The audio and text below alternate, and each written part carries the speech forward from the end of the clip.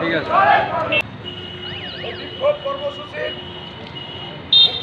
দেখি আমাদের অরিজিনাল সেক্রেটারিকে এখনো পর্যন্ত তারা আশ্বস্ত করতে পারেনি, তাই আমাদেরকে পুনরায় ধর্মঘটে আসতে হবে। এই জিনিসটা আপনাদের জানা থাকলো, আপনারা যেহেতু নিজেরা এর ভুক্তভোগী, আপনারা আমাকে ভালো থাকবেন, এই বলেই আমি আমার সংক্ষিপ্ত কথা এখানে শেষ করছি। ধন্যবাদ। আগামী রবিবার থেকে অনির্দিষ্টকালের জন্য আমরা ধর্মঘট পালন করব।